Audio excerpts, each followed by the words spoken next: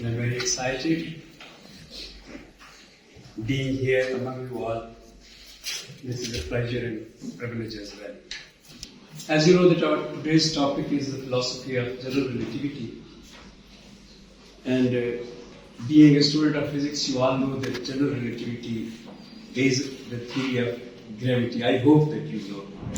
It is the theory of gravity because gravity was missing from special relativity. Special relativity is called special because it needed a specific environment in outer space. Not everywhere special relativity could be applied because there was only flat space required in special relativity. And there was a need of general relativity. So general relativity is a generalization of special relativity, in fact. When you generalize a thing, the thing is, for example, a thing is specific and you make it general. So you call it generalization of that specific thing. So special relativity was a specific thing, needed a flat space, and general relativity is a generalization of special relativity, meaning special relativity is just a dibacha, a preface to the actual golden book of general relativity. So the biggest book, general relativity, biggest theory ever in physics, the biggest theory with great math.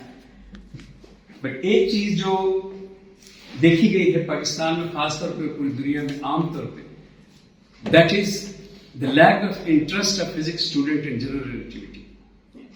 And what I found is mathematics. Because general relativity is not actually the theory of physics. 90% of the theory belongs to the field of mathematics. Topology, linear algebra, differential geometry. So many mathematical branches are related to the general relativity. Even Einstein needed mathematicians, Grossman, Minkowski, the great mathematicians, you already heard about their names. So this is why the students of physics are hesitant towards it, to the general relativity, because it belongs to mathematics. Moreover, not only it belongs to mathematics, it belongs to philosophy. As you might know, that the biggest topic ever of philosophy is time and space. So special relativity and general relativity, both of them are philosophical in nature and mathematical in nature, and the very least of their part is actually related to the physics. In quantum electrodynamics, you need some special relativity. That's what Feynman did. But in some experimental cosmology, you need general relativity. That's what modern days physicists do. But more, above all, it is just a philosophy. That's why I'm here as a philosopher, as a student of philosophy, to talk about the general relativity. Einstein actually proved that gravity is not a force. And this is something very amazing and beautiful. Because we think that gravity is seen, we feel it, that gravity is a force. We believe and we include it in four fundamental forces. You know about four fundamental forces. Strong nuclear, weak nuclear, electromagnetic, and fourth one is D-gravity. But Einstein proved in 1908 and 1907 that gravity is not a force, it's a geometry. It's a curved space, and that's something else, that's a shape. You can see shapes, but you cannot feel them as force. So how this idea of gravity not being a force came to his mind in the first place? In a very bright day, he was sitting in his office 1907, 1907. And he was looking out the window, thinking about his special relativity. 2 years back, he gave the special relativity as a very special paper in his Annus Mirabilis. Annus Mirabilis is a word in German language meaning the miracle year. That is Einstein's miracle year. 4 papers he published. All 4 of them are very amazing, like photoelectric effect, like Brownian motion, and they are all important papers. One man writing 4 internationally celebrated papers in 1 year. That is amazing. So this is called the miraculous year of Einstein, 1905. After 2 years, he was sitting in office, looking out the window. A very tall building was in front of his eyes. A man was painting something on the roof, on the corner of the roof bricks. And then he imagined that if that man falls, will he feel force on his body? And after that, throughout his life, Einstein said, that was the happiest thought of my life. If you put these tags in Google, happiest thought of Einstein life, you will find this story. The happiest thought of his life, why? Because he realized that the person will not feel any force. If you ignore air resistance, of course. Why? But man is falling. We know that there is an acceleration of 9.8 meters per second squared. We know, we feel it, we use it in our daily life. We employ that acceleration in our physics. But he is proving that this acceleration is false. If acceleration is 0, force must be 0. F equal ma goes wrong in a sense. That if A or G is 0, then F becomes automatically 0. That was his realization. Not yet he proved at that moment, but his realization was that there is no acceleration for a free fall body. We know that Galileo gave us 9.8 meters per second, although Galileo used feet, 32 feet per second. But if you convert feet into meters, they are 9.8 meters per second.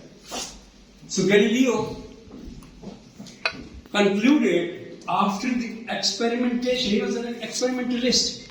There are 2 types of physicists, theorists and experimentalists. Theorists think, they sit on their table and chair, they write mathematics like Maxwell. Maxwell never knew that waves are there. He was just a mathematician. Waves came 12 years after, radio wave came 12 years after Maxwell's work. He was just a theorist. But Galileo was an experimentalist. He used inclined planes. He started falling things from the high buildings, as you might have heard about the Leaning Tower of Pisa, from where he experimented so many times. People say it is a legend, but maybe it is a legend, but he was an experimentalist, it is proved. So, he proved that 9.8 meters per second is the acceleration things fall at. So, now, what is for us here? There are 2 things. One is claimed by Einstein that falling body doesn't feel any force, therefore there is no acceleration. The falling body falls with 0 acceleration. On the other hand, we see, we use, we imply all the time that yes, there is an acceleration of 9.8 meters per second. So there is only way. Test it by ourselves. Fall yourself. Test it. Can you feel the force? Let me show you a thing here. I have created a file for you in a physics software. This is called Argudo. You should use it. It's a very great software.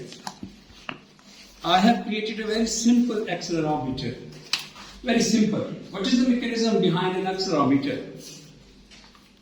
Accelerator, जो गाड़ी में भी लगा हुआ होता है. What is the mechanism behind it? It is a very simple mechanism. Look at this picture, you can already find the mechanism here.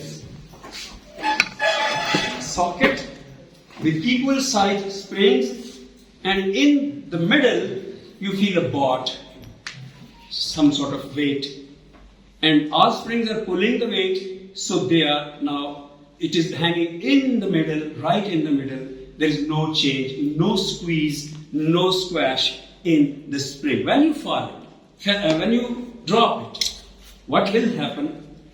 Imagine if there is a force while falling, the lowest spring, the bottom spring should be squeezed. Isn't it true? So, try it, because this software is a simulator of physics forces. So, let me slow down the speed here and check it now. There is no acceleration. The object is falling straight down without any acceleration. When it touches the ground, it feels the acceleration. So this is a simulator just made for the physics purposes, and they put everything using the equations in it. It means it is telling the truth. Also, we can do it on our bodies. Let me show you something very interesting. When you feel acceleration, or when you feel any force on your body, you feel it like you are an accelerometer. Why? Because when you go in some rocket outside of the planet Earth, what you feel? 98% of the acceleration on your body. Your physique changes when you are being accelerated. So in general relativity and special relativity, it is called that take your clock with you and take your accelerometer with you in your hands and then travel.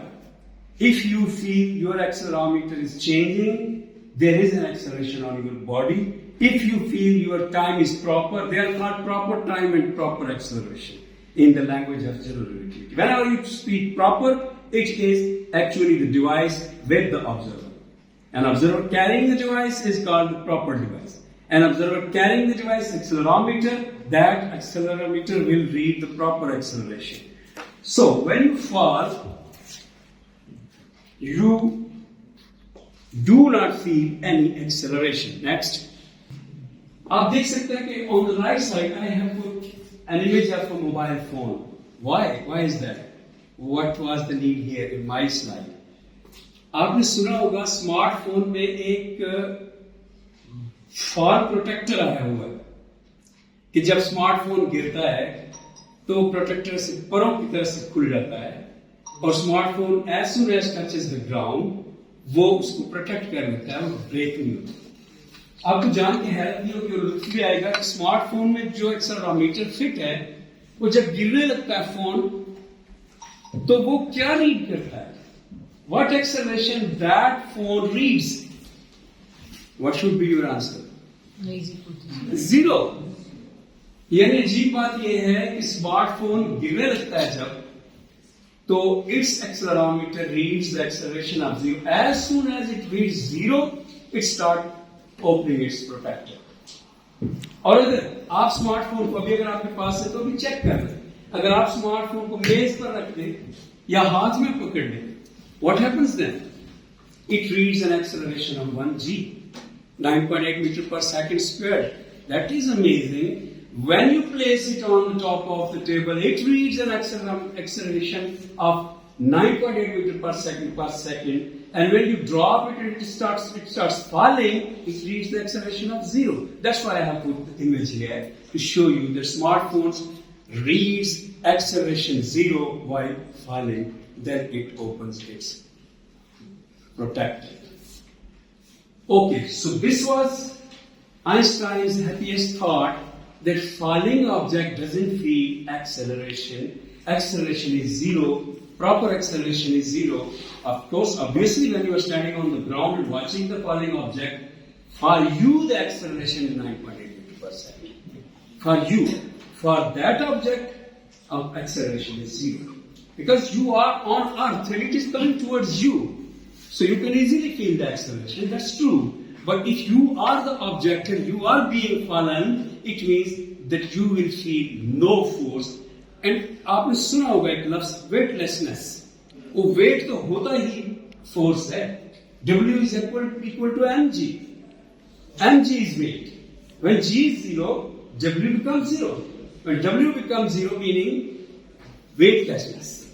And weightlessness, falling bodies feel no acceleration, therefore no force. Okay, so there is a big question here. कि अगर photon हुआ आपके पास, which is a massless object, put the photon in equation Newton gave you, in those two equations, in mg and also this equation, which is gravity equation by Newton. What will happen then? Photon अगर put करें m1 किस m1 m2 होता है ना हमारे पास, m1 m2 या big M small m, इस equation में एक m तो photon होगा. That photon will multiply with the mass. Photon is 0 in weight, in mass, and the other object is not 0. Multiply them, what will happen then? 0. Force will become 0. So automatically Einstein made so many changes at the moment when he saw the falling man in his imagination, and he thought that there are some corrections needed to the Newton equation. And that was the beginning of general relativity. That day was the beginning of the general relativity. When he thought that there are some corrections needed to Newton's theory. Next, again, then he gave us equivalence principle. A very amazing thing, a very interesting thing. This is called the equivalence, meaning barabar hain dono. Equivalence principle is actually the foundation of general relativity. First came equivalence principle and then came the mathematics of general relativity. So equivalence principle tells you that if falling body feels no acceleration, weightlessness, 0 force, if falling body feels by itself no acceleration and for itself no acceleration, then it means that falling body is same as floating body in the outer space. An astronaut is floating in the outer space with 0 acceleration, and an object falling on Earth, unless it touches the ground, unless even very close, it is very close to Earth, even only 1 foot distance is left, still it is equivalent to the object which is floating in outer space, in deep space, unless it touches the ground. So astronaut will be the same person as a falling body. That was equivalent principle. But there are two aspects of equivalence principle. The first one I have shown you now, and the next is this one. If falling body is hanging in the air, weightlessness, it is equivalent to the astronaut hanging in the outer space. But if falling body is not hanging in the air, not falling, but the falling body is now placed on the planet, like a person standing on the planet Earth, meaning it is also equivalent to a person who is accelerating in the outer space. You know that g amounts 9.8 meters per second. If you take a box, on the right side I have shown it, if you take a box, light a flame underneath the box, just start accelerating the box and make it 9.8 meters per second acceleration. What will happen then? You are no more hanging, you are no more floating. Your feet will automatically touch the ground. बात समझ में आ रही है ये वाली? कि अगर आप एक बॉक्स में हैं और पहले आप फ्लोट कर रहे थे स्पेस में, अब बॉक्स को नीचे से आपने फ्लेम लगाया रॉकेट वाला, बॉक्स ने उड़ना शुरू कर दिया, डायरेक्शन कोई भी हो, डजंट मैटर, फिर भी आपको लगेगा कि वो नीचे वाली साइड है, स्पेस ऐसी चीज है. तो आप उसके फर्श पे एक फ्लेम जलाएं और शूट करेगा, जेट बन जाएगा, और फिर क्या होगा कि आप जो हवा में उड़ रहे थे, बॉक्स के सेंटर में फ्लोट कर रहे थे, अब वो नीचे से फ्लोर ऊपर आना शुरू हो गया. You are no more hanging in the middle. अब आपके पैर उसको टच कर रहे हैं. और as long as it is traveling with that acceleration, you can even bounce your balls.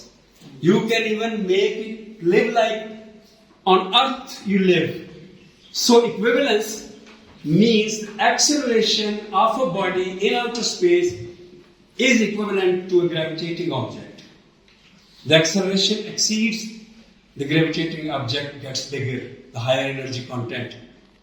So this is the second aspect of what you call equivalence principle. So keep in mind there are two aspects: touch the ground and floating. So if you are floating, you are equal to the astronaut. If you are falling, you are equal to the floating. And if you are standing on planet Earth, it is equivalent to the box which is accelerating. And next, this made Einstein think about the light. Newton सोचता था कि light weightless है, massless है, तो light नहीं गिरती, gravity में रोशनी नहीं गिरती. हम अभी तक नहीं सोचते. जिन बच्चों ने फिजिक्स नहीं पढ़ी वो सोचते हैं कि रोशनी का क्या काम है कि ग्रेविटी में गिरे. ग्रेविटी में तो भारी चीजें गिरेगी ना, भारी ऑब्जेक्ट. तो रोशनी तो मासलेस है, वो कैसे गिर सकती है? बट आइंस्टाइन ने कहा कि if the photon is freely falling, उसमें इस राइट साइड वाले बॉक्स को देखिए, उसमें जो बॉक्स एक्सेलरेट हो रहा है, तो फोटॉन अगर सेंटर में होता है, इसके यहाँ पे सेंटर पे बॉक्स ऊपर उठना शुरू होता है, तो फोटॉन वहीं रुका रहता है ना. और जब बॉक्स को नीचे से उसका फ्लोर नीचे से फोटॉन को टच करता, तो यही फील आती है ना कि फोटॉन नीचे आ रहा है from the inside. So if a person is an observer and from the inside looking at the light beam, the beam is coming from the one corner of the box. So the person will see that photons start falling towards the ground, and it means that he thought about the light, that light falls in an accelerating object. For that equivalence principle, he thought that should be the same on a gravitating object. कि वहां पे भी वही होना चाहिए. Equivalence है. अगर equivalence है तो लाइट अगर एक्सेलरेटिंग ऑब्जेक्ट में नीचे की तरफ आ रही है, तो ग्रेविटेशन भी एक्सेलरेशन ही है, इक्विवेलेंस है. यहां पे भी गिरनी चाहिए. And that was true. So that is actually is provide artificial gravity is created. Exactly. That is the actual gravity. That is the actual gravity, and this is called the artificial gravity. That's why the light bending in light bending in the artificial gravity. Exactly. It should bend in actual gravity. So that was this actually axiom. But the gravity is there. Yes. Why is an actual gravity and another when you Exactly. Yeah. And this is the experiment Arthur Eddington performed. Arthur Eddington कौन है? ये बड़ी interesting बात है, मैं बताता चलूं. Arthur Eddington बर्तानिया का British, Einstein's friend but not that then, उस वक्त फ्रेंड नहीं था. जंग लगी हुई थी बर्तानिया और जर्मन के दरमियान. 1919 में इसे प्रूव किया. 1919 में खत्म हुई पहली जंग से. और जंग लगी हुई थी जब उसने अपने रॉयल सोसाइटी ऑफ साइंसेस के सामने प्रपोजल दिया कि मैं आइंस्टाइन की थ्योरी को प्रूव या डिसप्रूव कर सकता हूं. Let me do it, give me the funds. 550 royal society के मेंबर्स अपोज्ड इट. आज हमारे पाकिस्तान में पॉलिटिकल सिचुएशन देखें ना, क्यों उन्होंने अपोज किया होगा? जब इंसान का माइंड सेट क्या होता है कि तुम एक जर्मन के साइंसदान को प्रूव या डिसप्रूव करोगे. Then he actually clicked them. He said, I want to disprove. I want to make him defeated. So, उसके बाद क्या हुआ कि उसने funds ले लिए. There was a solar eclipse, a full solar eclipse, and in that eclipse, he performed the experiment. अब experiment को समझ लें, और बड़ा प्यारा experiment है अगर आप तवज्जो दें तो. सोचे कि रात का टाइम है और सम पोर्शन ऑफ स्काई, उसकी आप तस्वीर लेते हैं, just photograph, and then bring back that photograph on your table and measure the distance of stars. Stars का distance पैमाने से, फुटे से, scale से measure करें, and then write it down on some notebook. And what you will do after that? अगले दिन सुबह, when sun is there, sun is a very massive and gravitating object. Look at the same portion of the sky, जहां पे आपने रात को photograph लिया था, and now think about it कि अगर sun उस portion से गुजर रहा हो, now a great gravitating object is passing the same area, the same portion of the sky, and behind the sun you have already photographed stars and measured their distances. Now what Einstein thought कि अगर उसके पीछे से जो सितारे हैं वो रात को फोटो ले लिया तो उसका डिस्टेंस फर्ज करें 12 सेंटीमीटर था स्केल पे, तो दिन में सूरज जब उस जगह से गुजर रहा होगा, इतना बड़ा ग्रेविटेटिंग ऑब्जेक्ट, तो वो लाइट अगर बेंड होती है तो पीछे से आते हुए स्टार्स की लाइट जो है सूरज के पास आने के बाद बेंड होनी चाहिए. एंड ग्रेविटेशनल लेंसिंग की रूल से, जो कि एक सिंपल मैथमेटिक्स है अगर आपने सुन रखी हो तो, एंड ग्रेविटेशनल लेंसिंग की रूल से स्टार्स वही वाले जो 12 सेंटीमीटर दिखाई दिए थे, they should now appear apart. अब उन्हें ग्रेविटेशनल लेंसिंग की वजह से दूर दूर नजर आना चाहिए.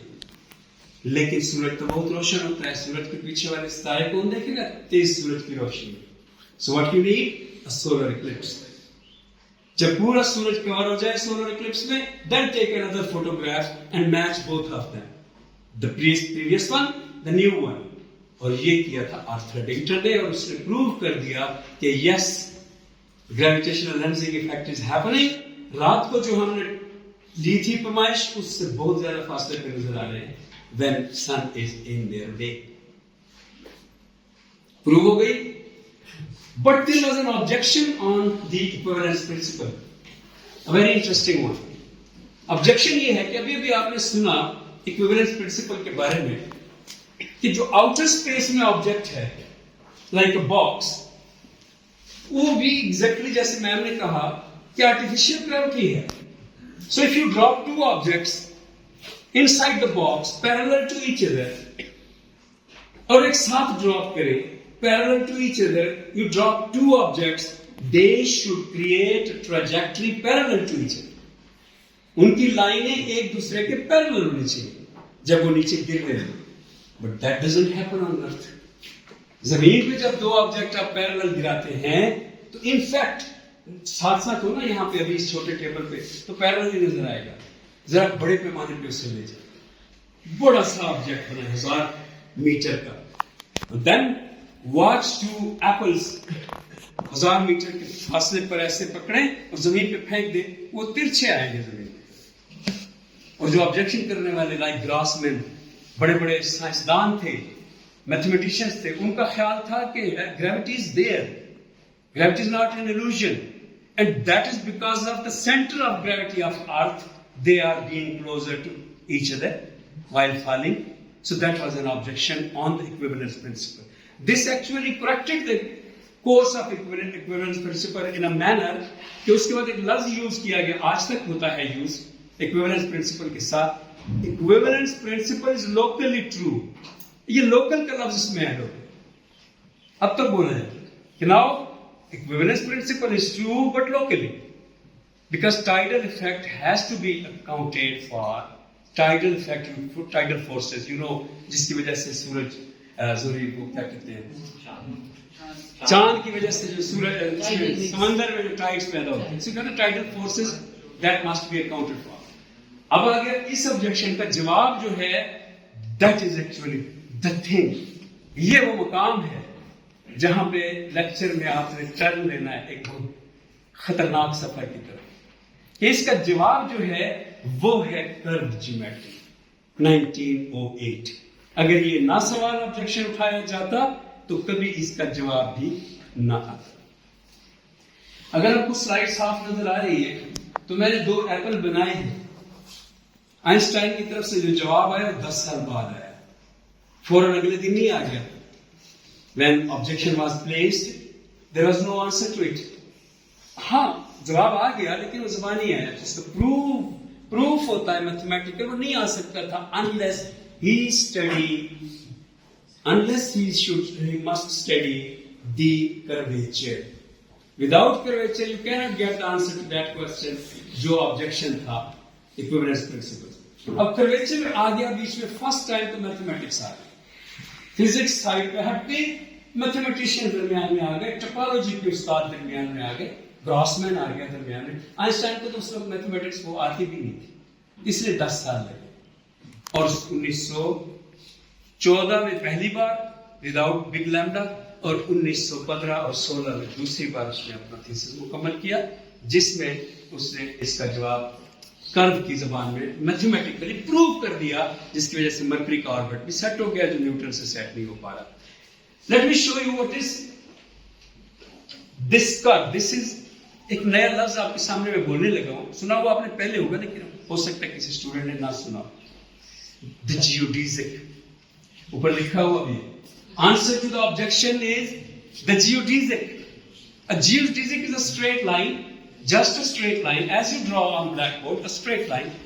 But a geodesic is such straight line that exists in a curved space. Curve space में स्ट्रेट लाइन क्या होती है, इसकी बड़ी सादा एग्जांपल आप फिजिक्स में पढ़ते हैं सिंपल हार्मोनिक मोशन के दौरान। कि अगर आप दो पिलर्स के दरमियान एक रस्सी बांध दें तो लीस्ट एक्शन या लीस्ट एनर्जी एक्शन आप पढ़ते हैं, क्वांटम में भी पढ़ते हैं। आप दो पिलर्स के दरमियान एक रस्सी बांध दें और उसको जब छोड़ेंगे आप, तो वो कौन सी कर्व पे रुकेगी? उसके लिए 1000 ऑप्शन है, बट वो एक खास जगह पे जाके रुकेगी जहां पे उसका इक्विलिब्रियम बनेगा, उसके हर इलेक्ट्रॉन और एटम का ऐसी होके गिरेगी ढीली होके खास जगह पे जो उसकी पसंदीदा जगह हो, क्योंकि वहां एनर्जी कम से कम सर्व करनी पड़ रही है एटमों को। Everybody in this universe need to be relaxed. Equilibrium is the demand of everything, so that least action is actually also the geodesic in outer space and even on earth. So वो जो लाइनें जो वो रस्सी ने बनाई है curve, बड़े पैमाने पे वही कर्व है जहां पे भी मौजूद है। इसका मतलब है कि ऑब्जेक्ट जब उस पर चलेगा तो object will use the least energy, सबसे कम।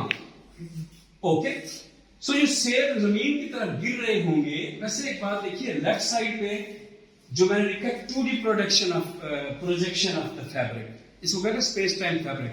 स्पेस टाइम फैब्रिक पे हम डिटेल में बात फिर किसी मौके पे करेंगे।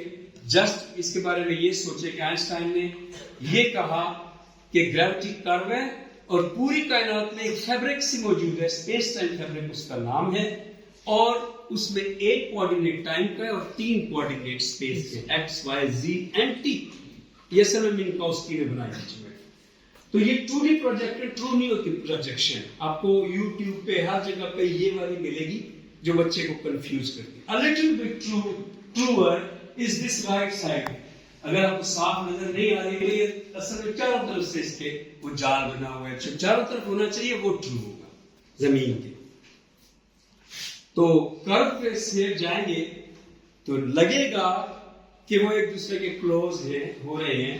बेसिकली वो स्ट्रेट लाइन पर ही होंगे, पैरेलल लाइंस पैरेलल ही रहेंगी, क्योंकि जियोडीजिक पैरेलल कहलाते हैं, हालांकि एक दूसरे को क्रॉस कर रहे होते हैं।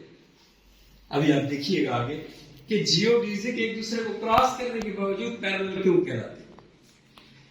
Look at this image. एक जमीन है जिसमें एक लॉन्जिट्यूड और लैटिट्यूड की लाइनें होती हैं।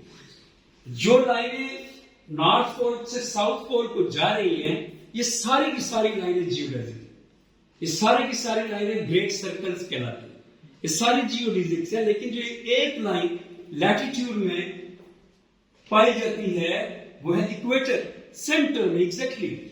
तो वो एक लाइन रेड सर्कल और जियोडीजिक है, और जो ऊपर से नीचे आ रही है वो सारी की सारी जियोडीजिक है।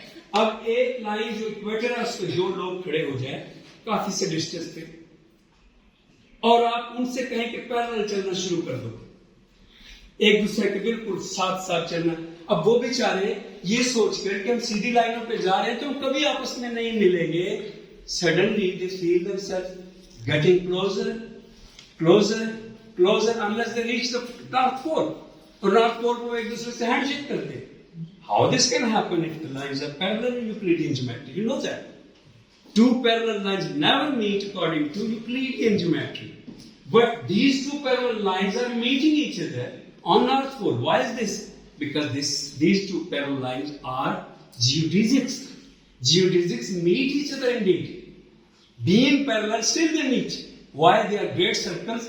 एक चूड़ी ले, जो औरतें पहनती है चूड़ियां, दो चूड़ियां ले, उनको एक दूसरे में फंसा के घुमा दे, तो एक दूसरे को क्रॉस करके ऐसे जैसे वो प्लस का साइन होता है, ऊपर नॉर्थ पोल में नजर आएगा, नीचे भी नॉर्थ नजर आएगा, उसमें तो दोनों पैरेलल हैं, बावजूद इसके कि वो एक दूसरे को क्रॉस भी करें.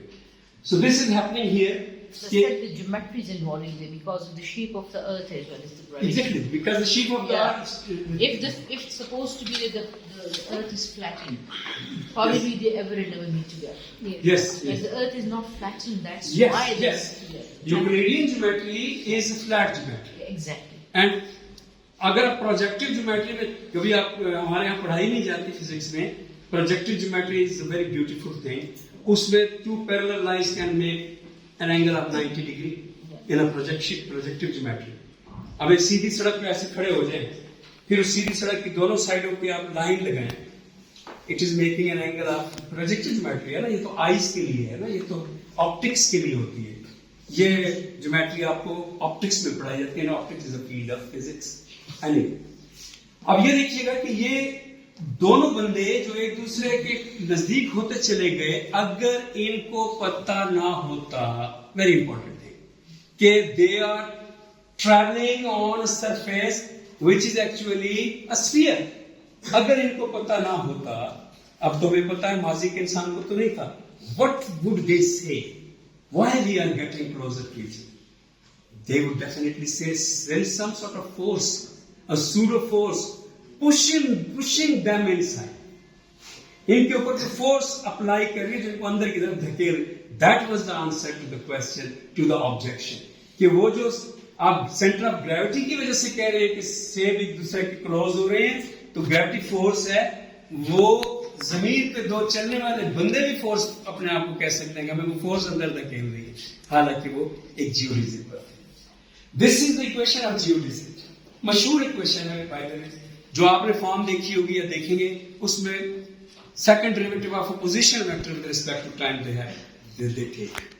बट यहां पे जो मैंने लिखी है वो first derivative of the velocity vector है. लेफ्ट साइड पे आप देखें. आप में से कौन सा बच्चा मुझे ये बताएगा कि this is actually something you already know? What is this? What is this telling you? आप बताइए. Partial derivative is taken of velocity with respect to time. What is this? Acceleration. Acceleration. So this equation, the equation of geodesic, is having on one side of it the acceleration, the normal acceleration, the Newtonian acceleration. Partial derivative is taken with respect to proper time. This is tau, the proper time. The proper time I have already told you. The clock carried by the observer himself is called the proper time. So proper time is the time of falling body.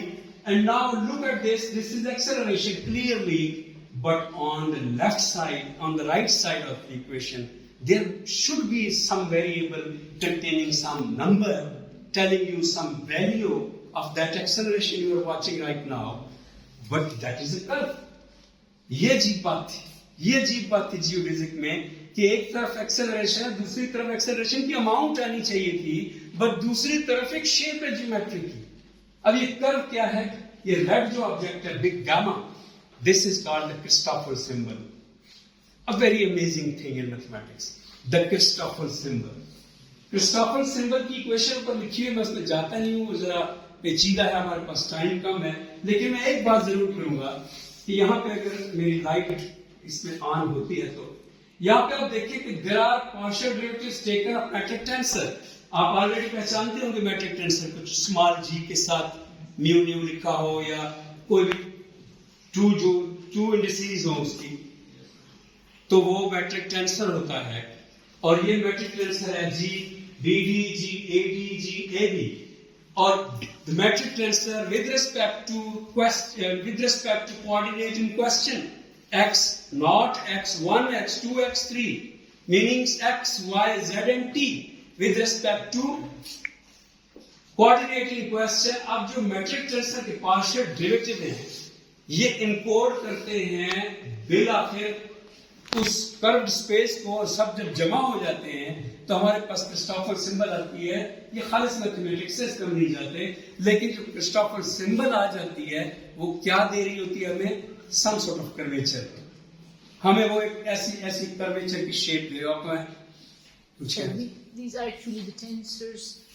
You are just give the summation from A is equal to 1 up to n. So it's a one-dimensional equation which tells us that they have so many components, and so this gives actually the trajectory, the line trajectory, Yes. which is probably a curve. Yes. From out there. If the partial derivatives you are taking here give you some value of 0, then the space is flat. If it is giving you some value in numbers, the space is curved.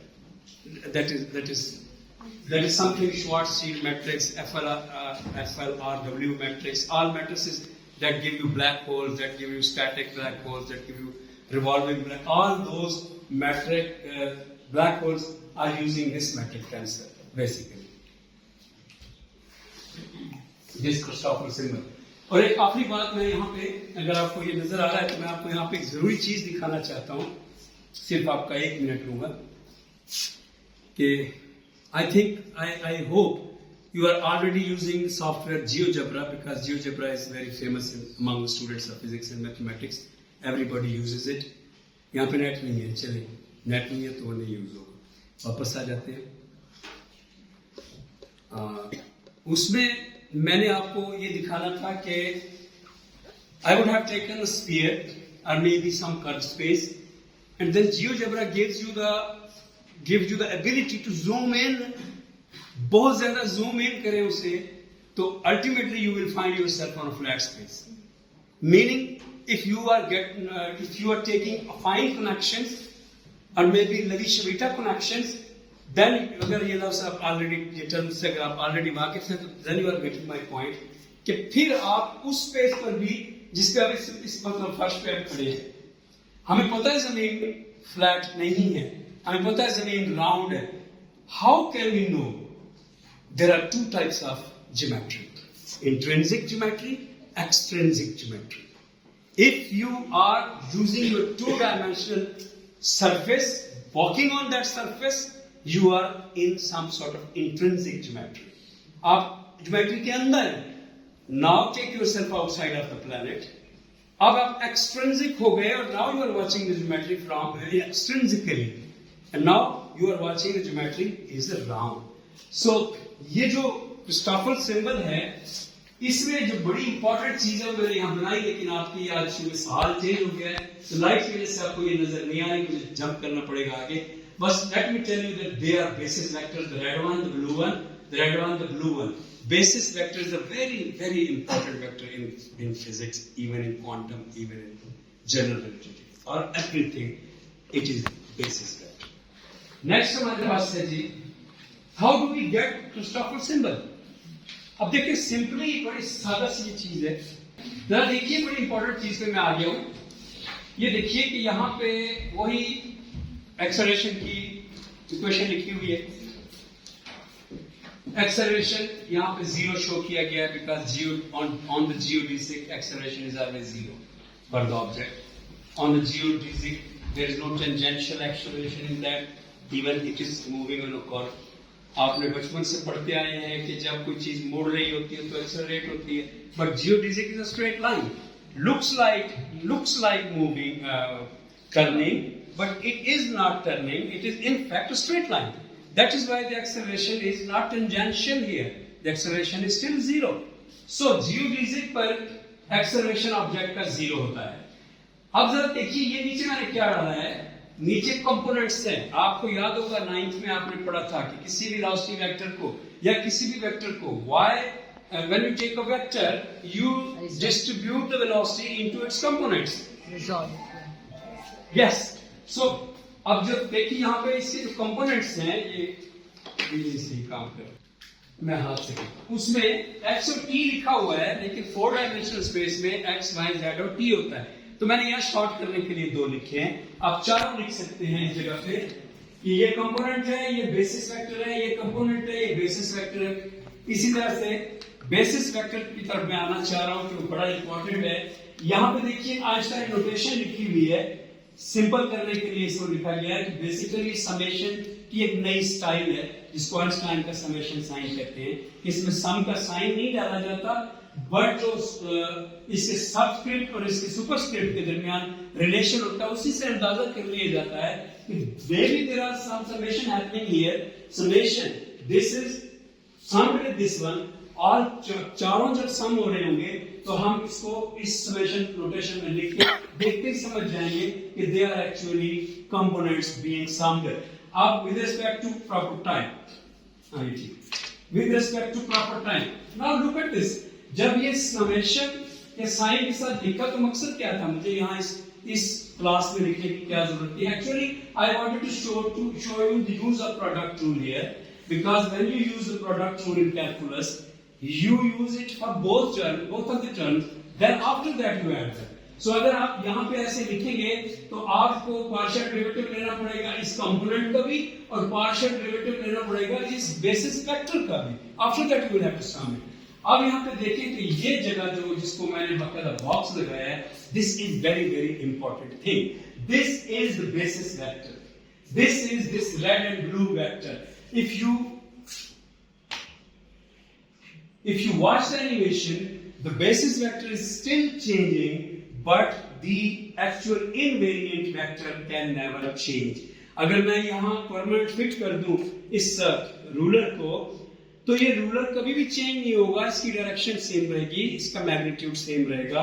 लेकिन अगर आप उस तरफ से आए और being an observer अपना draw करें एक्स वाई जी कोऑर्डिनेट्स तो आपके लिए इसकी कंपोनेंट की डिस्ट्रीब्यूशन डिफरेंट होगी।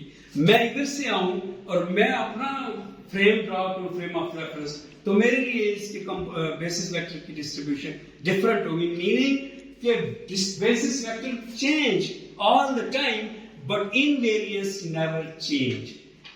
Invariances never change.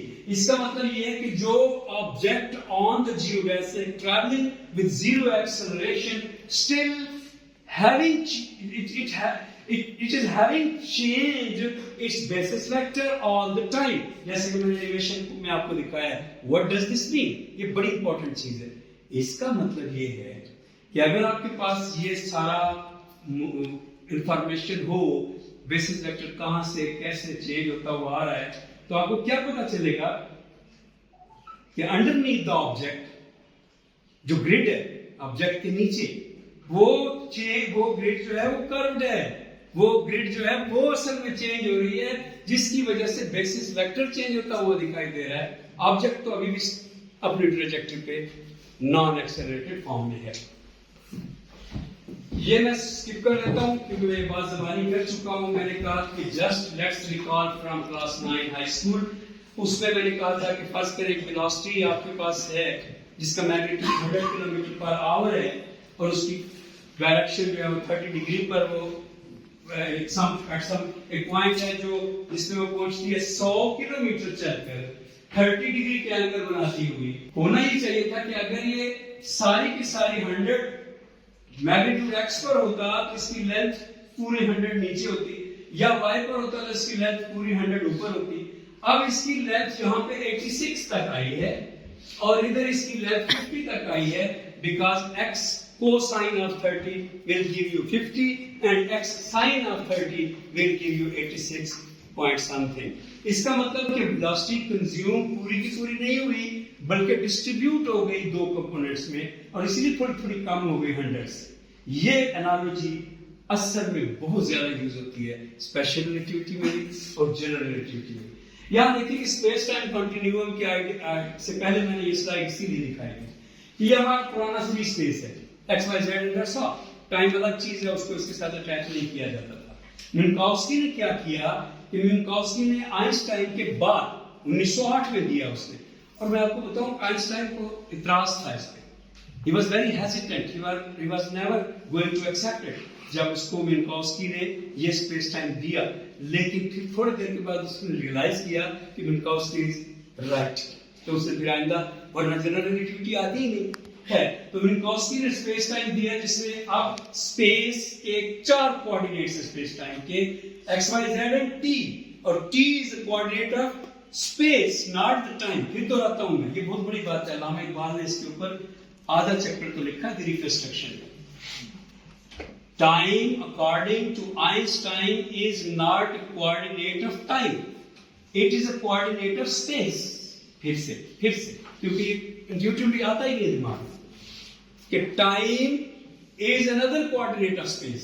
x y z, अगर इसका नाम t की बजाय कोई और रख दे, m रख दे, फिर शायद आपको लगे कि हाँ अब लफ्ज बदल गया. वो t कंफ्यूज करता है.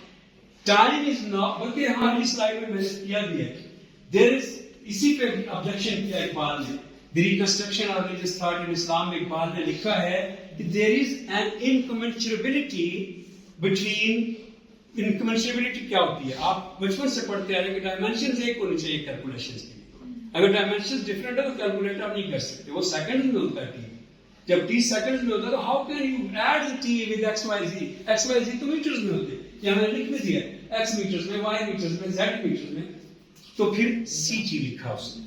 ct को ct लिखने से उसको मीटर्स में बना देता है. यहाँ पे हल भी हुआ पड़ा अगर आप देखते हैं कि c होता है मीटर पर सेकंड और t होता है s सेकंड. तो ये आप क्रॉस कर दे तो ऑटोमेटिकली मीटर आ जाएगा. सो removing the incommensurability, now it has become the 4th coordinate of space. Time has become the 4th. Now time will be measured in meters. कभी ऐसा होता है कि कोई आदमी टाइम को मीटरों में मेजर करे, तो इसका मतलब time has become a dimension of space now. So you will have to keep in mind that time is no more the dimension of time.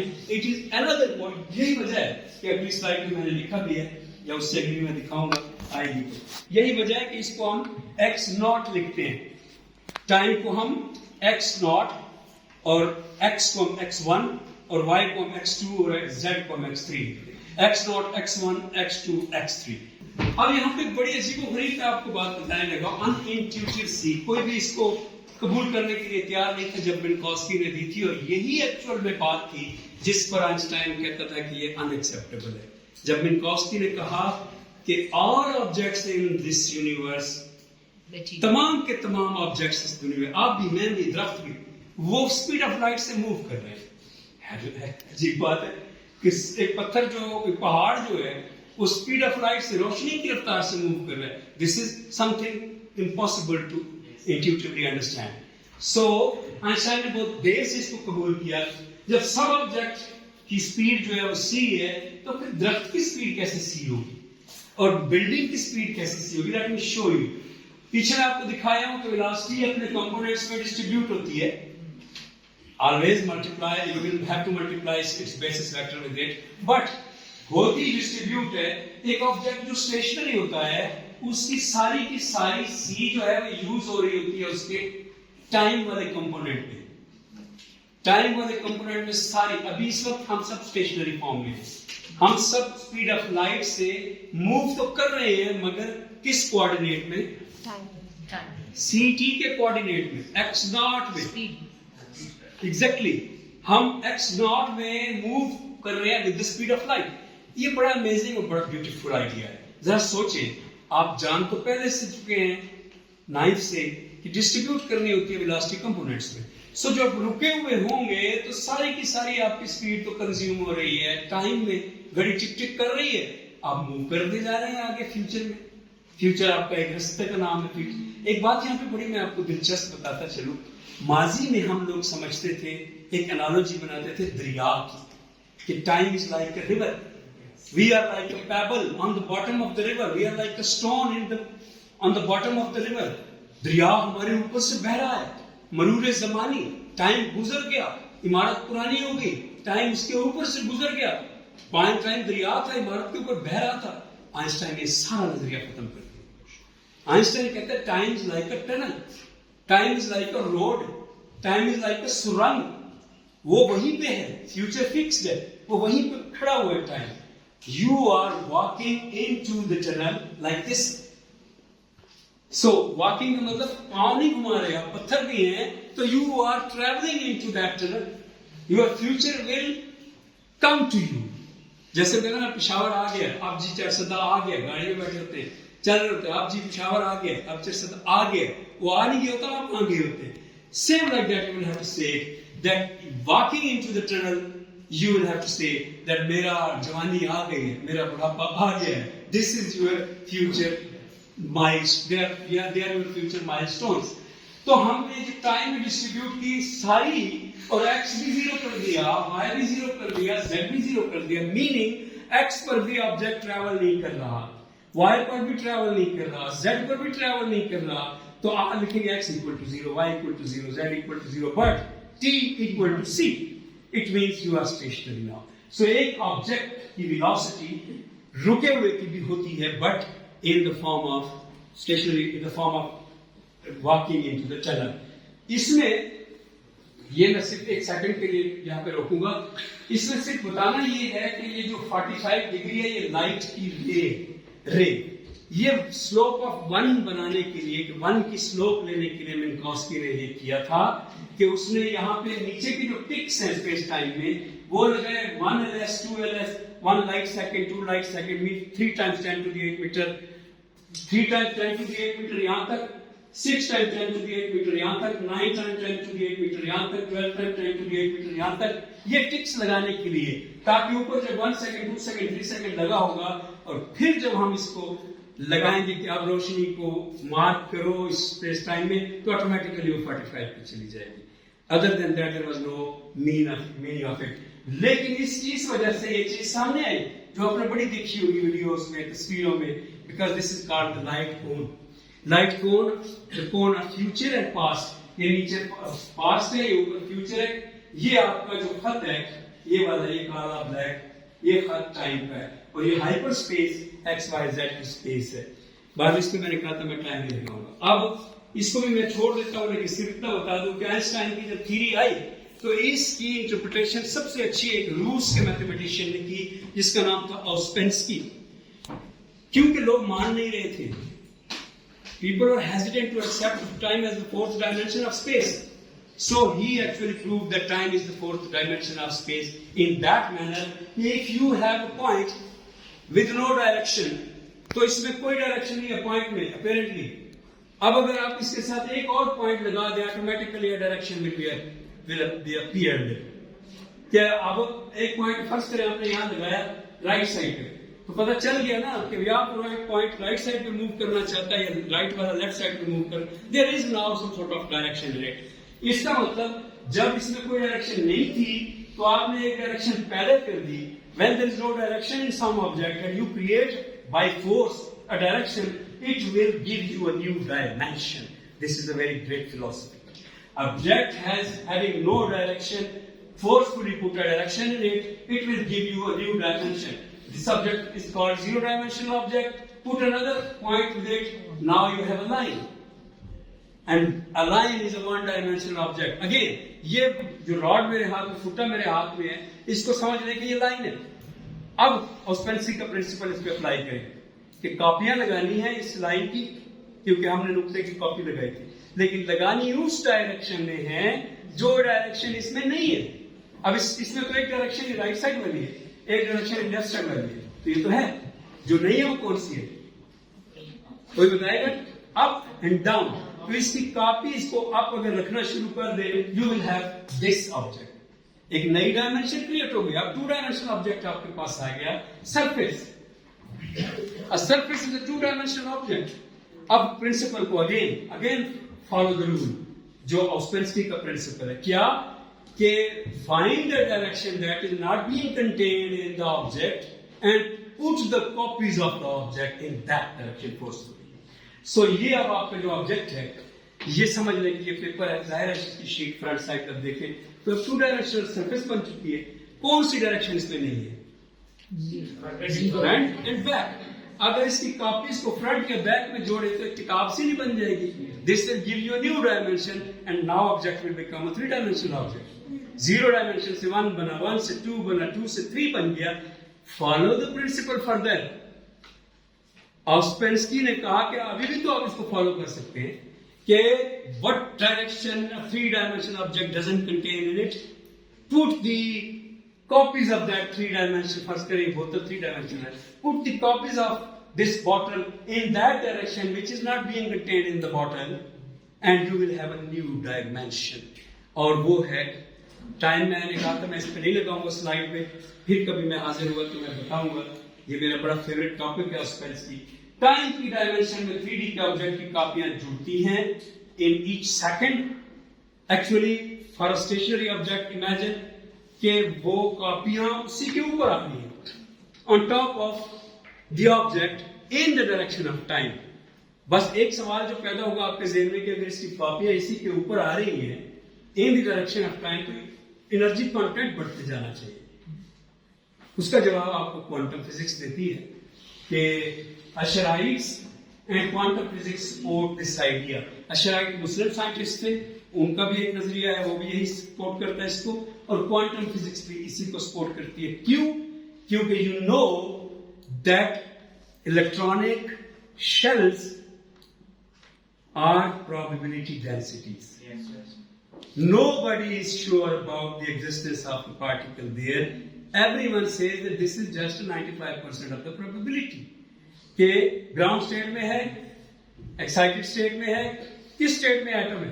जरा बताइए कि in between one state to the other जो जगह है खाली, ground state है, उसके बाद पहला शेल है, दूसरा शेल है, फिर तीसरा शेल है, फिर चौथा, फिर सातवें तक चले जाते हैं. जो उनके दरमियान, इसी वजह से वो क्वांटम कहते हैं ना, क्योंकि अगर दरमियान में भी उसकी एग्जिस्टेंस होती तो वो इंटीजर्स ना होते थे. फिर वो होता है कि 1 और 2 के दरमियान 1.5 भी होता है, 2 और 3 के दरमियान 2.5 भी होता है. सो जो आपका शेल है प्रोबेबिलिटी डेंसिटी का, वो शेल एक से दूसरे शेल के दरमियान डिसकंटिन्यूटी, हाँ, उसके दरमियान डिसकंटिन्यूटी है, जिसकी वजह से इसका नाम है क्वांटम. सो ये जवाब था. इस बॉटल को, एक बॉटल को अगर आपने रखा टाइम की डायरेक्शन में, किस टाइम फ्रेम, किस टाइम की लिमिट में, इंटरवल में रखेंगे? प्लांकियन टाइम, 10⁻⁻45. बहुत छोटा टाइम है, इसलिए एक बॉटल दूसरी बॉटल रखने से पहले पहले डिसअपियर हो जाती है, लाइक माउस पॉइंटर. लाइक आप देखिए, यहाँ पे जरा आपको समझ आएगी. ये माउस पॉइंटर है, ये माउस पॉइंटर है, यहां से यहां तक मूव कर गया. क्या आप इसको मूवमेंट कहेंगे? ये मूवमेंट नहीं है. यहां पे जो था वो डिम हो गया, खत्म हो गया, बुझ गया है, उससे अगले वाला रोशन हो गया. This is not the movement. आपको पता है माउस पॉइंटर मूव नहीं कर रहा होता बेसिकली. वो बल्ब जल गए, वो बल्ब बुझ गए. यानी माउस पॉइंटर जब यहाँ पे था तो बल्ब जले हुए थे इस जगह के पिक्सल्स, और जब यहाँ पे आ गया तो पिछले वाले बुझ गए. तो हमें मूवमेंट लगती है, मूवमेंट है नहीं. एग्जैक्टली सेम लाइक दैट कि डिसअपियर हो गए पिछले within the Planckian time. इसलिए एनर्जी कंटेंट इसको जमा नहीं होता. But this is disputable. This is that's the theory coming from the Asharites and being supported by the quantum, but not yet. There are only 3 or 2 papers, और वो भी Canada से, इस बात पर कि जो ऑस्पेंस्की की 4th डायमेंशन है, ये वाली टाइम डायरेक्शन में कॉपियां किस उसूल पर जोड़ेंगे. लेकिन फिलहाल आपको मैंने आइडिया देना था और वो दे दिया कि 4थी डायमेंशन है टाइम की, उसमें भी वही कॉपियां आप जोड़ेंगे और ऑब्जेक्ट एग्जिस्ट करता रहेगा. नेक्स्ट वही मैंने दोबारा लिखी है आपकी इक्वेशन. ये बेसिस वेक्टर है और ये कंपोनेंट है. एक्सेलरेशन की फॉर्म में ये 0 है. तो जो ऑब्जेक्ट, ये आप ग्रेविटेटिंग ऑब्जेक्ट है इस वक्त नई स्लाइड में. ग्रेविटेटिंग ऑब्जेक्ट के ऊपर एक फॉलिंग बॉडी है, लाइक सेब गिर रहा है. तो फॉलिंग बॉडी जो है फॉलोइंग द जियोडिजिट, और फॉलोइंग द जियोडिजिट बेशक कर्व्ड है लेकिन विद 0 एक्सेलरेशन. जो बात शुरू में हमने कोहेरेंस प्रिंसिपल शुरू करने से पहले की थी कि गिरता हुआ ऑब्जेक्ट 0 एक्सेलरेशन फील करता है, वो ये वाला 0 है. आप अगले वाले में, हाँ, ये बस डिफरेंट टाइप्स ऑफ जियोडिजिट्स में पहले बता चुका हूं, इसलिए मैं इन पे नहीं रुकता.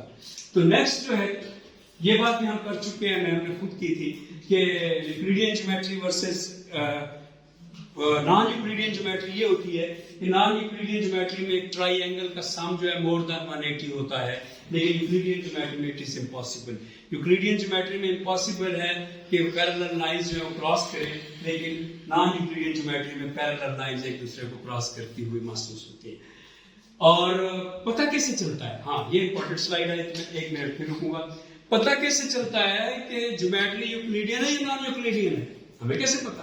हम तो जमीन पे रहते सारी उम्र ये समझते रहे कि यूक्लिडियन है, हम समझते रहे जमीन यूक्लिडियन है। हम एक लाइन लगाते थे बोर्ड पे, कहते थे हमने सीधी लाइन लगा दी है, और गौर करें तो जमीन गोल है, टू सम एक्सटेंट वो लाइन कर्व्ड है जो हमने ड्रॉ की है। तो फिर हमें कैसे पता चलेगा पैरेलल ट्रांसपोर्ट? ये रिमान का एहसान है हम पे। मैं बहुत बड़ा फैन हूँ रिमान का। रिमान का नाम सुना हो सबने? मैं बहुत बड़ा फैन हूँ रिमान का। मैंने उसके साथ, उसकी किताबों के साथ कई साल गुजारे। ये रिमान का कमाल है कि उसने हमें एक ऐसा तरीका बताया कि हम यहाँ पे इस कमरे में भी हैं तो हम अफाइन कनेक्शंस यूज करके मालूम कर सकते हैं कि we are actually living on a surface which is in actual curved surface. We just call it flat, but it is not flat. क्या होता है पैरेलल ट्रांसपोर्ट? पैरेलल ट्रांसपोर्ट ये होता है कि अगर सरफेस यूक्लिडियन होगी तो जब आप एक एरो उस पर ट्रांसपोर्ट करवाएंगे, एक एरो से मुराद वेक्टर ट्रांसपोर्ट करवाएंगे। फर्स्ट करें यहाँ पे एक शेप बनी हुई है, तो जब उस पर एक वेक्टर ट्रांसपोर्ट करवाएंगे पैरेलल से मुराद ये है कि वेक्टर अपनी डायरेक्शन नहीं चेंज करेगा, तो वो जब वापस आएगा वो उसी के ऊपर आएगा, उसके ऊपर सुपर इम्पोज होगा, एग्जैक्टली ऊपर आएगा, जरा सा भी डिविएट नहीं करेगा दाएं बाएं। वही ट्रांसपोर्ट आप यूज कर रहे हैं जमीन पर पैरेलल ट्रांसपोर्ट, लेकिन आपका वेक्टर थोड़ा सा डिविएट कर जाएगा।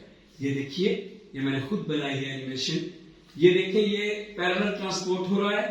इस तरफ वेक्टर जब डायरेक्शन चेंज किए बगैर आता है और फिर जब वापस जाता है तो सुपर इम्पोज होने की बजाय 90 डिग्री बना रहा है। This is called parallel transport.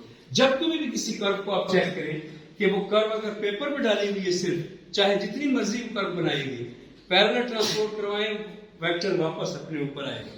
लेकिन अगर वो किसी स्फीयर पर है या भी किसी और इरेगुलर सरफेस पर है या उस सरफेस पे कर्व है, तो वो वापस वहां नहीं आएगा, थोड़ा सा एंगल बनाएगा, और उसी एंगल को बताती है क्रिस्टोफर सिंबल।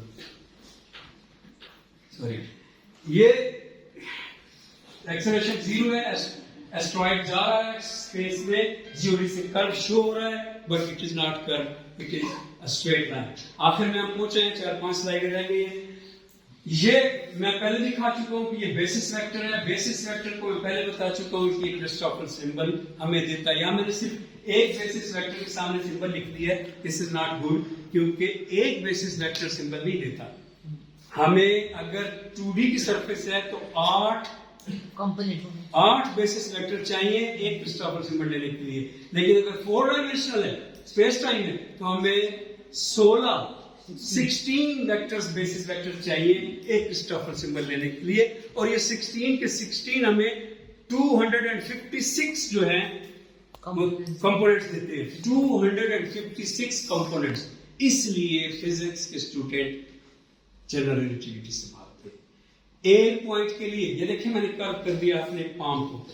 अगर आप इस छोटी सी पाम को, इसकी कर्व को रिमानियन मेथड से निकालना चाहें, हर पॉइंट पर आपको 256, चलिए 2D की सरफेस दिखाई दे रही है तो तादाद कम कर ले, लेकिन हर पॉइंट पे इतने आपको कंपोनेंट्स, जैसे मैं बता रही है, स्टडी करने पड़ते हैं। और ये बहुत हेक्टिक काम है, आजकल कंप्यूटर्स करते हैं। मैं एक बात आपको बताऊं, I am investing my self almost more than 20 years in general relativity. और मैं आपको एक बात बताऊं राज की, कि कभी भी आइंस्टाइन की फील्ड इक्वेशन को कोई स्टूडेंट पूरा नहीं करता। सारे उसको स्फीयर पे अप्लाई करते हैं, सारे उसको। स्फीयर तो एक रेगुलर स्फीयर होती है, स्फीयर तो एक सीधी सीधी सिमेट्रिक ऑब्जेक्ट है। अगर आप उसको किसी ऐसी, जैसे पहाड़ होता है, उस पर अप्लाई करेंगे, आपके 10 साल लग जाएंगे, आप उसके पॉइंट सारे नहीं निकाल सकते। कंप्यूटर्स आ गए, काम तो हो रहा है जाहिर है बड़े शहर बड़े मुल्कों में, लेकिन मैं बता रहा हूँ कि जब मैं सर खपा रहा था तो मुझे बहुत वक्त लगा ये जानने में कि मैं कर ही नहीं सकता। यानी एक ऐसी रेगुलर शेप है जैसे हमारे फोटोहार में जमीन है, तो उसको अगर आप इक्वेशन फील्ड इक्वेशन से निकालना चाहते हैं ऑलमोस्ट इम्पॉसिबल। इसीलिए सारे के सारे लोग स्फीयर पे अप्लाई करते हैं। श्वार्ट्ज़शील्ड मैट्रिक्स जो है, श्वार्ट्ज़शील्ड, वो आपको ब्लैक होल देती है, क्या है? स्फीयर, सारी स्फीयर्स है। सो अब आखिर में आगे हम यहां पे देखिए कि पहले मैंने दी है जियोडेसी की इक्वेशन, ये वही इक्वेशन है, लेफ्ट साइड पे एक्सेलरेशन है, राइट साइड पे कर्व है। जरा ये बात ध्यान में रखनी है, आने वाला हूं मैं आखिरी पॉइंट पे, जो मेजर पॉइंट है कि acceleration is being converted into curve. वो एक्सेलरेशन जो अचानक डिसअपीयर हो गया था, जिसने आइंस्टाइन ने एक आदमी को गिरते हुए देखा, acceleration suddenly disappear, it became zero. वो एक्सेलरेशन अब दोबारा रीअपीयर होने वाला है, और वो एक्सेलरेशन रीअपीयर होगा not in the form of acceleration but in the form of, तो एक्सेलरेशन जो है वो now you can look at the acceleration in the form of curve. और ये अजीब बात है, यानी कोई अगर मुझे कहे कि भाई आपका जो चेहरा है ना, ये पहले वेलोसिटी होता था, यानी ऐसी अजीब बात है ना कि वो कहे कि ये जो शेप है, this is something very amazing. और आइंस्टाइन की फील्ड इक्वेशन इसी बात को शो करती है, लेफ्ट साइड पे कर्व है, राइट साइड पे मास है। अच्छा, अब ये एक्सेलरेशन है सिंपली, और ये कर्व है, तो जरा देखिए, हाँ, रिची टेंसर में हम इंपोर्ट करते हैं। रिची टेंसर भी रिमान के बाद वॉल्यूम के लिए, रिमान का टेंसर सरफेस के वॉल्यूम को बताता है, रिची का टेंसर, रिमान का टेंसर सरफेस के एरिया को बताता है, और रिची का टेंसर सरफेस के ऊपर वॉल्यूम को बताता है। यानी यूं समझ लें कि आप स्फीयर जमीन के ऊपर हैं, जमीन की स्फीयर है, तो उसके ऊपर आप एरिया की पैमाइश करने के लिए रिमानियन टेंसर यूज करते हैं, लेकिन अब उसका वॉल्यूम भी तो है ना, यानी उसकी आल्टीट्यूड को अगर ऐड करें, आप उसके लैटिट्यूड और लॉन्जिट्यूड को तो ऐड करते हैं तो रिमानियन यूज करते हैं, लेकिन उसमें आल्टीट्यूड को ऐड करें तो उसके अंदर आपको वॉल्यूम डालना पड़ता है। तो रिची टेंसर आपको हेल्प देता है। रिची टेंसर फिर आपको पूरी आउटर स्पेस, क्योंकि उसमें वॉल्यूम एडेड है, तो पूरी आउटर स्पेस की शेप देता है रिची टेंसर। इस फॉर्म में मैंने लिखा है जरा सिंपल करके, ये जरा और भी लंबा लिखा जाता है रिची टेंसर, अगर आप इंटरेस्ट लेंगे तो ये होगा। अब आ जाए matter tell space how to move. ये प्रोफेसर ये आइंस्टाइन का एक दोस्त है, मुझे हर वक्त उसका जॉन व्हीलर, ये जॉन व्हीलर का कॉल है कि matter tell space how to cut and space tells matter how to move. ये बड़ा मशहूर है, ये याद कर लें, फिजिक्स के स्टूडेंट्स और मैथ के स्टूडेंट्स को ये कोट याद होनी चाहिए। Matter tells space how to cut, space tells matter how to move. तो इसमें यही हमने देखा कि राइट साइड पे क्या न्यूटन की इक्वेशन है, उसकी मास पर फॉर्म लिखी हुई है, और राइट साइड लेफ्ट साइड पे क्या है, वही एक्सेलरेशन फोर्स की फॉर्म में वहां पे लिखा हुआ है। इसका मतलब कि mass is curving the space. और एक अहम बात यहां पे बताता है, इसमें मैंने नीचे लिखा है कर्व स्पेस बीइंग के को छोड़ दे, E इक्वल्स mc²। इसका मतलब कि आइंस्टाइन की जो अब पिछली थ्योरी है वो दोबारा जनरल रिलेटिविटी में ऐड हो रही है कि जब आप अगला टेंसर यूज करेंगे, ये नेक्स्ट टेंसर है stress energy momentum tensor. Stress energy momentum tensor का जो पहला एलिमेंट है T00, ये है E इक्वल्स mc²। सारा कंटेंट प्लैनेट अर्थ का, सूरज का, न्यूट्रॉन स्टार का, ब्लैक होल का, जब भी आप स्ट्रेस एनर्जी मोमेंटम टेंसर डालेंगे, जो इक्वेशन की राइट साइड पे लिखना होता है, जब भी आप स्ट्रेस एनर्जी मोमेंटम ये ताऊ म्यू न्यू डालेंगे, आपको पहले इसके टेंसर के एलिमेंट में E is equal to mc² को डालना पड़ेगा। पूरे का पूरा कंटेंट ऑफ एनर्जी यहाँ आ जाता है, पीछे बच जाता है थोड़ा सा स्ट्रेस, थोड़ा सा प्रेशर, थोड़ा सा ये शीयर स्ट्रेस, मोमेंटम डेंसिटी, ये फ्लक्स वगैरह, ये सारे फिर इंपोर्ट कर देंगे पूरे ताऊ म्यू न्यू। और अब बिल्कुल आखिरी दो स्लाइड्स हैं, ये मेरे ख्याल में सेकंड लास्ट है या थर्ड लास्ट है। यहाँ पे डिविएशन फ्रॉम जियोडेसिक, यहाँ पे बड़ा इंपॉर्टेंट मैं पॉइंट बताना, इसलिए मैं फिर दोबारा सेट होकर बोलने लगा हूँ। इंपॉर्टेंट पॉइंट ये है कि जब जियोडेसिक पे ऑब्जेक्ट जा रहा है, अब तक बातें तो समझ में आई है ना, तो जब आप एक ऑब्जेक्ट है वो जियोडेसिक पे जा रहा है, सेब है वो गिरा है, तो जब वो गिरा तो जियोडेसिक पे आ गया, जब गिरा नहीं था और लगा हुआ था रफ के साथ तो जियोडेसिक पे नहीं था, क्योंकि उस पर फोर्स अप्लाई हो रही थी। कौन बताएगा कि जब सेब लटका हुआ था शाख के साथ तो उस पर कौन सी फोर्स अप्लाई हो रही थी? टेंशन। Yes. कोई बोला टेंशन या मुझे सुनाई दिया? अगर आप टेंशन बोले तो मेरी तरफ से अपने दिल में ताली बजाए। क्लैप जिसको कहते हैं कि टेंशन की फोर्स जो है उसको उस पर लगी हुई थी। फोर्स अगर लगी हुई है तो फिर वो जियोडिजिक पे नहीं है।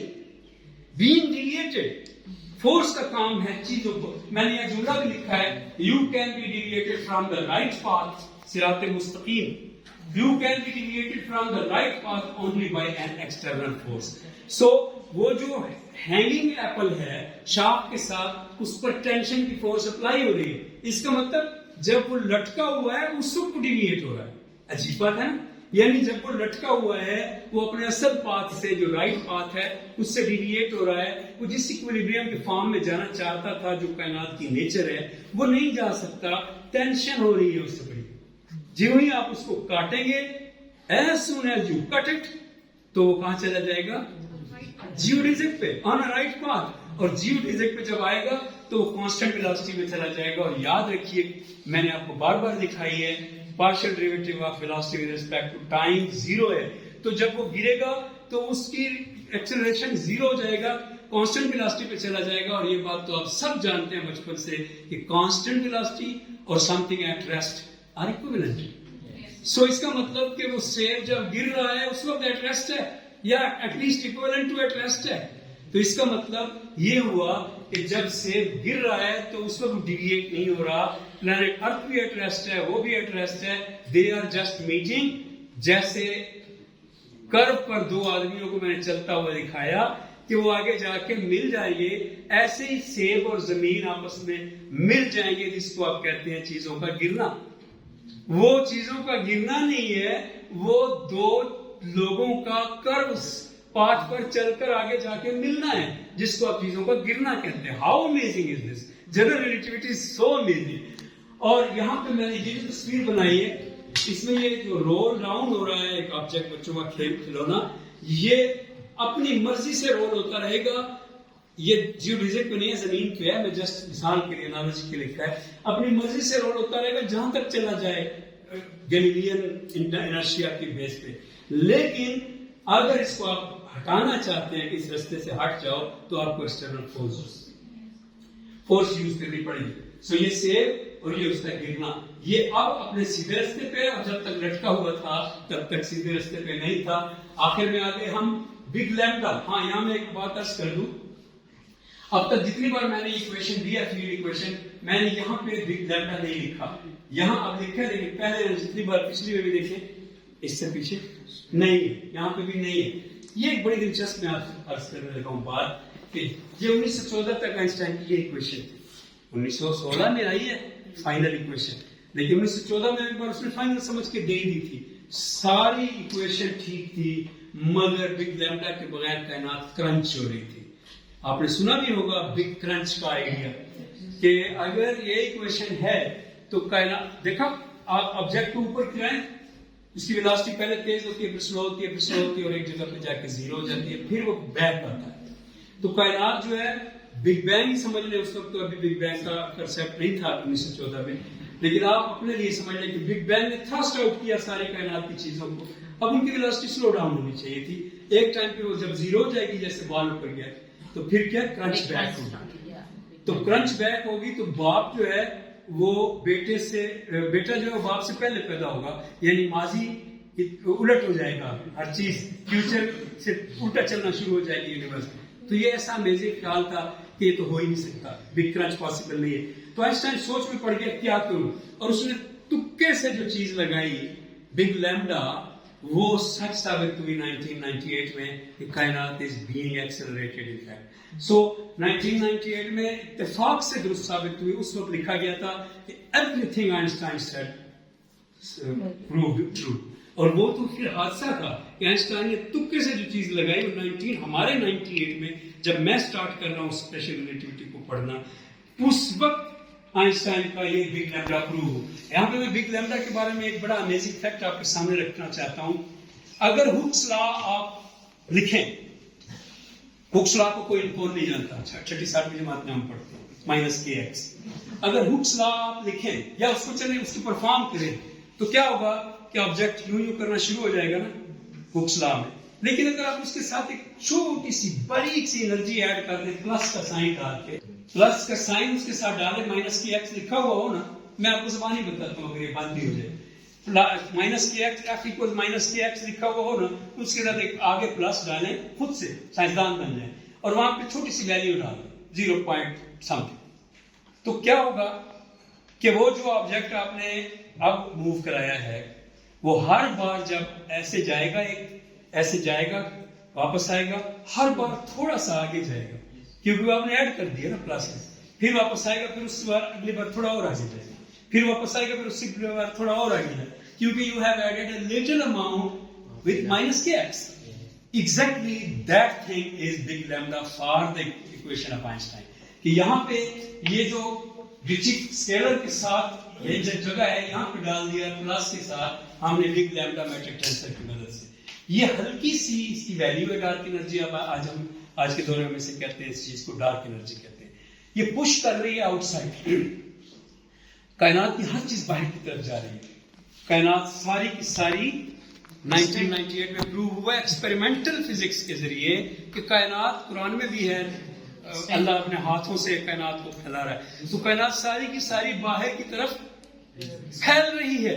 ये थोड़ा सा हुक्स लॉ के साथ ऐड किया गया है अमाउंट बिग लैम्डा की, वो बहुत मामूली सी अमाउंट, लेकिन वो कायनात को मुसलसल फैलाती चली. मेरा जाती ख्याल जो है, अगर मैंने देखा कि 1-2 लोगों का और भी नेट पे यूरोप में मैंने पढ़ा, मेरा जाती personal, I am not a scientist, मेरा जाती ख्याल ये है कि ये डार्क एनर्जी जो है ना, ये सेंट्रीफ्यूगल फोर्स है. पूरे ग्लोब ऑफ द यूनिवर्स जो है वो घूम रहा है, और जब कोई चीज घूम रही होती है तो inside that things want to go outside. यानी आप एक चीज के अंदर, मैं कहता हूँ पूरी कायनात का ग्लोब जो है ना वो तेजी से घूम रहा है, और हम जो उसके अंदर हैं हम सारे थ्रस्ट आउट हो रहे हैं बाहर की तरफ. तो ये मेरा पर्सनल ख्याल है. I am not a scientist but I have put it in front of you, put it, ताकि आप जब पीएचडी करें तो हो सकता है इस तरह का थीसिस आप इख्तियार कर ले कि हम इस पे काम करते हैं कि this is some sort of centrifugal force. एक चीज जो just for the sake of introduction आपके सामने रखना चाहता हूं कि फिर जब ये पता चल गया कि रोशनी गिरती है जमीन पर, तो जब रोशनी गिरती है जमीन पर, रोशनी वेव है, तो डॉपलर शिफ्ट होना चाहिए. इसलिए जमीन पे गिरने वाली रोशनी में डॉपलर शिफ्ट होता है. और डॉपलर शिफ्ट से मुराद ये है कि जो ग्रेविटेटिंग ऑब्जेक्ट है वहां से अगर खड़े होकर आप देखेंगे, जमीन के ऊपर खड़े होकर देखेंगे, तो आती हुई रोशनी ब्लू शिफ्ट दिखाएगी, क्योंकि उस साइड से वो आपको स्क्वीज होगा उसका लैम्डा. लेकिन अगर उसके पीछे आप चले जाएं, यानी आप उसकी बैक से खड़े हैं और देखें कि रोशनी नीचे जा रही है, तो रेड शिफ्ट दिखाएगी. इसका मतलब है कि रिलेटिविस्टिक डॉपलर शिफ्ट इसमें आपको नजर आएगा, एनर्जी कंटेंट भी चेंज नजर आएगा. और एक बात जो for the sake of introduction और बात है, वो भी मैं आपको बता दूं कि हायर एनर्जी कंटेंट का क्या ताल्लुक है स्लोइंग द टाइम के साथ. आपने देखा कि जब स्पेशल रिलेटिविटी में ऑब्जेक्ट स्पीड ऑफ लाइट से, यानी near closer to the speed of light से मूव करता है तो टाइम स्लो हो जाता है. ये तो पढ़ा हुआ है सबने कि when object travels closer to the speed of light according to special relativity time slows down. वहां पे हो क्या रहा है बेसिकली, सिर्फ एक एस्पेक्ट देख रहे हैं ना टाइम का, दूसरा लेंथ कॉन्ट्रैक्शन का भी था, और तीसरा मास इंक्रीमेंट का भी तो था. तो आज जरा मास इंक्रीमेंट वाले को रिलेट करें स्लोइंग डाउन द टाइम के साथ, ताकि बात आपको मैच करती हुई नजर आएगी. जब आप कहते हैं कि एक ऑब्जेक्ट जो है वो टाइम स्लो हो रहा है, स्पेशल रिलेटिविटी की मैं बात कर रहा हूं फॉर द 1 मिनट, तो आपने कभी रिलेट नहीं किया, तीनों को अलग रखते हैं. ये बहुत गलत करते हैं हमारे टीचर्स. टाइम डायलेट हो रहा है, लेंथ कॉन्ट्रैक्ट हो रही है, साइड पे चलिए, मास इंक्रीज हो रहा है, साइड पे चलिए. जरा रिलेट करें, मास इंक्रीज हो रहा है उसी वक्त टाइम भी स्लो हो रहा है, इनको रिलेट करें.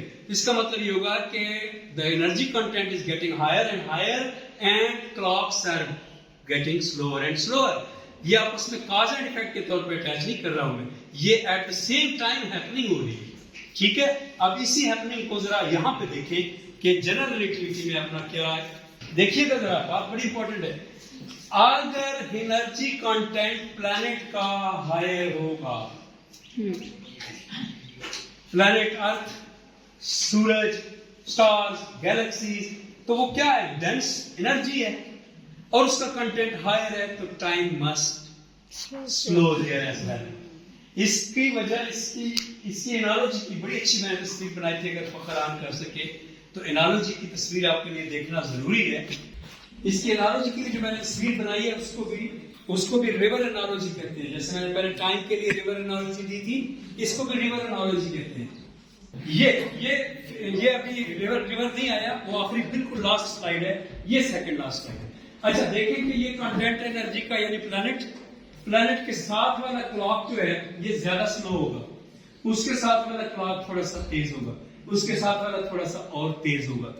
जब आपको मैं अर्ज कर रहा था कि ड्रॉपलेट शिफ्ट पैदा हो जाता है ग्रेविटी में, तो उस वक्त थोड़ी देर के लिए इमेजिन करें कि एक वेवलेंथ, एक लैम्डा, सिंगल लैम्डा की मैं बात कर रहा हूँ, सिंगल लैम्डा एक छोटी सी नन्ही सी क्लॉक सोच लें, डिफरेंशियल कैलकुलस वाली क्लॉक, ये बहुत बारीक सी, उस छोटी सी क्लॉक की भी निचली जो साइड होगी वो स्लोअर होगी ऊपर वाली साइड की निस्बत। जस्ट नॉलेज ये इसका मतलब कि ग्रेडियंट पैदा होगा। ग्रेडियंट तो सब जानते हैं ना क्या होता है, यानी कि प्लैनेट के बाहर की जितनी फिजा है वो टाइम का दरिया बन जाएगी, रिवर ऑफ टाइम, और इस तरह से काम करेगी कि जैसे दरिया में किनारे के पास वाला वेलोसिटी का वेक्टर छोटा बनेगा, स्लो होता है ना पानी किनारे का, दरिया के किनारे पे, और सेंटर वाला वेलोसिटी का वेक्टर बड़ा बनेगा। इसी वजह से कर्ल का इफेक्ट पैदा होगा अगर आप उसमें व्हील डाल दें, क्योंकि जो किनारे के साइड वाला ग्रेडियंट होगा किसी भी जगह पे डालेंगे सिवाय एग्जैक्ट सेंटर के, दरिया में किसी भी जगह पे व्हील डालेंगे कर्ल करेगा। वजह यह है कि उसकी एक साइड हमेशा वेलोसिटी की स्पीड कम होगी, ताकत, और दूसरी ज्यादा, इसलिए कर्ल करेगा। एग्जैक्टली वो क्या करेगा कि अगर उसमें कश्ती को आप खाली छोड़ दें तो कश्ती किनारे से जा लगेगी, हर बार ऐसा होगा, हमेशा कश्ती किनारे से जा लगेगी। क्यों लगेगी? क्योंकि ये कश्ती है, उसकी किनारे वाली साइड का ग्रेडियंट जो है वो वेक्टर छोटा है और दूसरी साइड वाला वेक्टर बड़ा है, तो बड़ी साइड वाला उसको धक्का देगा और कश्ती मुड़ेगी किनारे वाली साइड पे, और ऐसे कर्व बनाते हुए, एग्जैक्ट एनालॉजी है वैसे ये टाइम के साथ, कर्व बनाते हुए किनारे से ठक करके जा लगेगी। जैसे ऑब्जेक्ट गिरता है, मैडम को ऑफिस में यही बात बता रहा था कि उसका जो टाइम कंपोनेंट है वेलोसिटी का, वो ऐसे मूव होता चला जाता है जब सेब गिर रहा होता है कि वो कर्व बनाते हुए जमीन से टकराता है। अब इसकी एनालॉजी जमीन के साथ कैसे है, ऊपर मैंने तस्वीर अभी डाली थी। आप यूं सोचे कि जमीन पे हम खड़े हैं और जमीन से आसपास सारी फिजा टाइम का दरिया है, तो दरिया अगर है तो किनारा जमीन हुआ ना, तो किनारे के पास वेक्टर स्लो होना चाहिए ना, किनारे के पास टाइम स्लो होगा। जो आप उस ग्रेडियंट में अपवर्ड उठेंगे टाइम आपका तेज गुजरना शुरू होगा, और ये एक्सपेरिमेंटली प्रूवन है। बुर्ज खलीफा पर पिछले साल इसका एक्सपेरिमेंट किया गया कि नीचे वाली मंजिल से ऊपर वाली मंजिल का time sums certain extent of limit, वो जो है स्लोअर है नीचे वाली का, और उस पर फिर मजहबी लोगों ने भी सवाल उठाया कि क्या रोजा ऊपर वालों को नीचे वालों को डिफरेंट टाइम पे खोलना चाहिए। हम हमेशा इन मसलों की